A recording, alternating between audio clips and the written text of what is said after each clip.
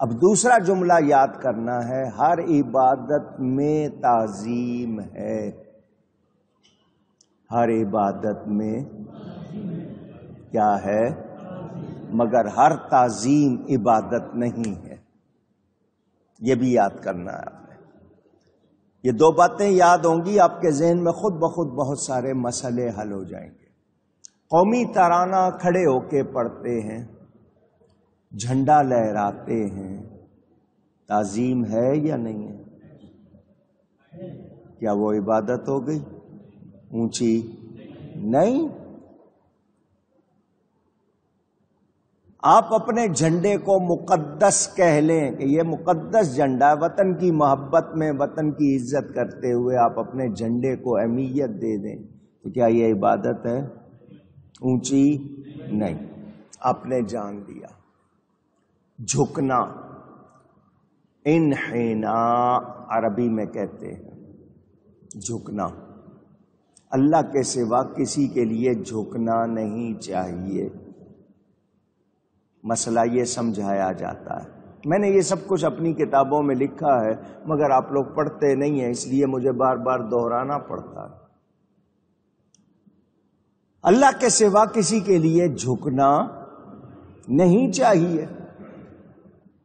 آپ نے جاپانیوں کو یا دوسرے اسی طرح کے لوگوں کو دیکھا ہوگا، وہ پورا رکوع کی طرح جھک کر دوسرے کو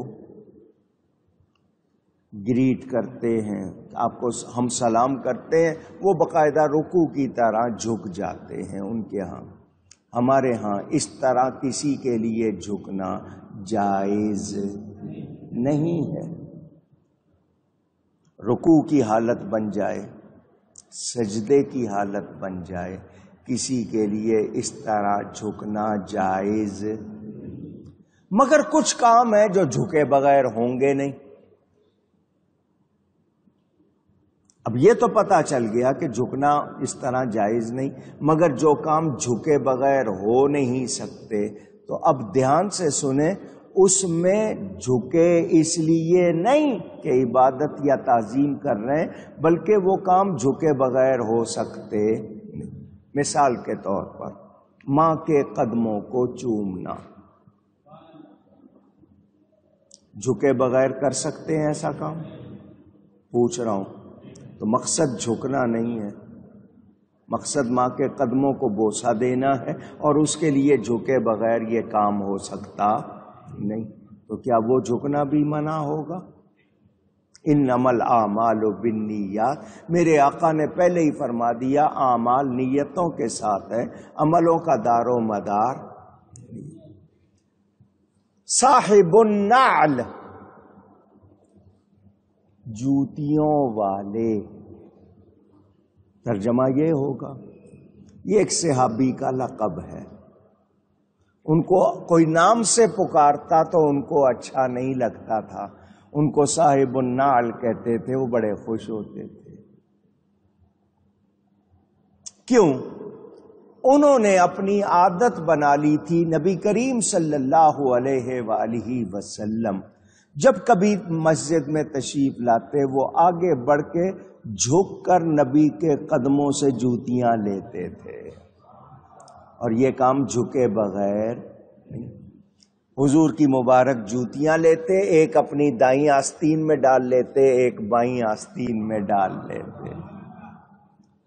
حضرت عبداللہ ابن مسعود رضی اللہ تعالی عنہ، ان کا لقب ہی ہو گیا جوتیوں والے، وہ حضور کی مبارک جوتیاں لیتے تھے، اس کے لیے ان کو جھکنا پڑتا تھا۔ مقصد جھکنا تھا کیا؟ پوچھ رہا ہوں، نہیں، بلکہ جو کام کر رہے ہیں وہ جوتیوں کے جھکے بغیر، جب حضور تشریف لے جاتے وہ جھک کے حضور کے قدموں میں جوتیاں پیش کرتے، حضور پہن لیتے۔ اب کام ایسا ہے جو جھکے بغیر ہو ہی نہیں سکتا، تو وہاں جھکنا منع نہیں ہے، کیونکہ وہ کام جھکے بغیر نہیں ہو سکتا۔ ماں کے قدم چومنا چاہتے ہیں تو آپ ماں سے یہ تو نہیں کہیں گے کہ پاؤں اوپر اٹھائیں، اور 6 فٹ کا جوان ہو تو کیا ماں کا قدم اتنا اونچا اٹھے گا؟ اور کیا یہ کہنا بے ادبی نہیں ہوگی؟ تو وہ جھکے گا، کیونکہ وہ کام جھکے بغیر نہیں ہو رہا، تو وہاں جھکنا منع نہیں ہے، کیونکہ مقصد جھکنا نہیں ہے۔ آپ نے یہ بات جان لی۔ اب سجدے میں بھی جھکا جاتا ہے، قدم بوسی میں بھی جھکا جاتا ہے، شکل ایک ہے، نیت ایک نہیں، اور اعمال نیتوں کے ساتھ ہے۔ فیصلہ ہو چکا۔ ایک شخص سجدے کے لیے جھکا ہی نہیں، نیت ہی نہیں ہے، تو اس کو سجدہ کہہ سکتے نہیں۔ قدم بوسی کے لیے بھی جھکنا ہے، سجدے کے لیے بھی جھکنا ہے۔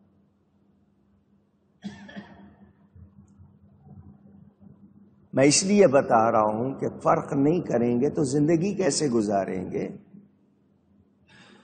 اب پکارنا ہے، اے بھائی، او میاں، او فلاں صاحب، او شیخ صاحب، او خان صاحب، پکارنا ہے۔ آپ یہ کہیں کہ اللہ کے سوا کسی کو پکار ہی نہیں سکتے، زندگی گزرے گی؟ جواب دیجئے، نہیں۔ کیا کریں؟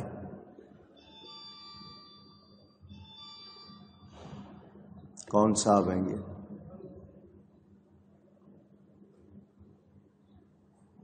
اور جتنا بجانا ہے بجا لیجئے، جس کا ہے لے کے ان کو باہر جاؤ بھائی۔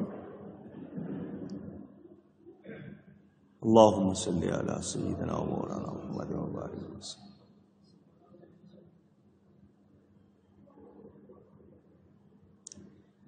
آپ کو پکارنا پڑتا ہے، میاں بیوی کو پکار رہا ہے، بیوی میاں کو پکار رہی ہے، ملازم آقا کو پکار رہا ہے، آقا ملازم کو پکار رہا ہے، تو کیا ہر پکارنا ایسا ہو جائے گا کہ جی اللہ کے سوا کسی کو نہ پکارو؟ تو کوئی پکار جائز رہے گی، فرق کرنا پڑے گا، عبادت کے لائق سمجھ کر، حقیقی متصرف سمجھ کر، حقیقی مستعان سمجھ کر، صرف اور صرف اللہ کو پکارا جائے گا۔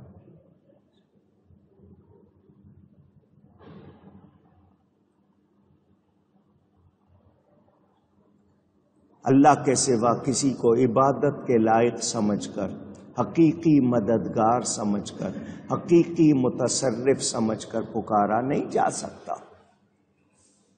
ہم دوسروں کو پکارتے ہیں،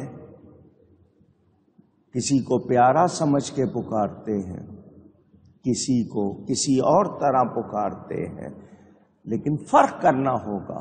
صرف پکارنا اگر ہے تو بتائیں کون بچے گا؟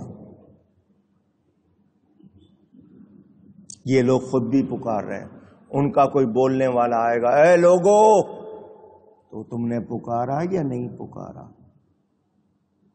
کہتے ہیں یا اللہ کہو، یا رسول اللہ نہ کہو، یا علی نہ کہو، یا غوث نہ کہو۔ اللہ کے سوا کسی کو یا کہہ کے مت پکارو۔ یا عربی میں، اردو میں اے، انگلش میں او، اے بھائی، او برادر۔ یا کا لفظ صرف اللہ کے لیے رکھو۔ میں نے کہا قبرستان جا کے کیا کرتے ہو؟ السلام علیکم۔ تم نے مردوں کو یا کہہ کے پکارا یا نہیں پکارا؟ کہاں گیا فتویٰ؟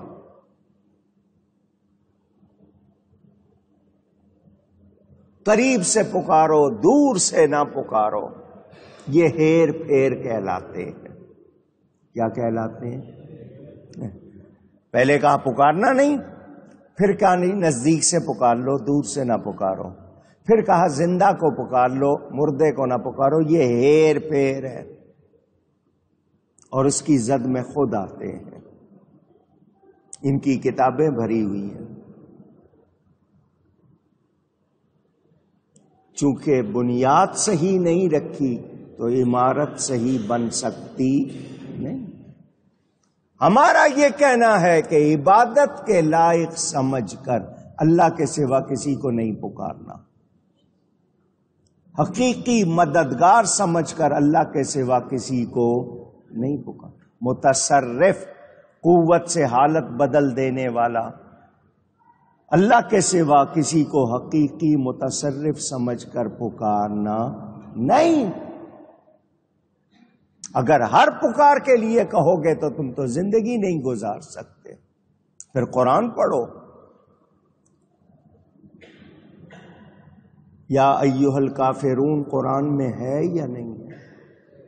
یا اہل الکتاب قرآن میں ہے یا نہیں ہے؟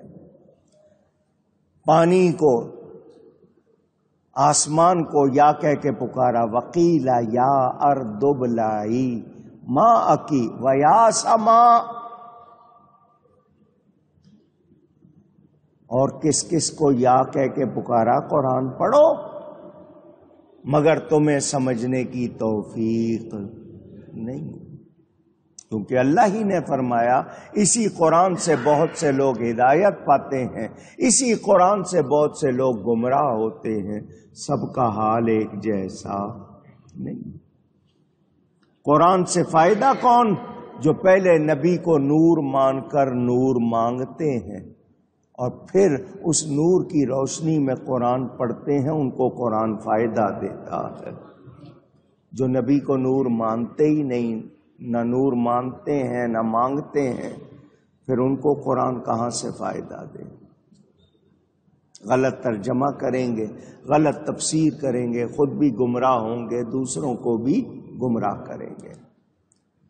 اللہ کے سوا کسی کو معبود سمجھ کر نہیں پکارنا، مگر محبوب سمجھ کر پکارنا۔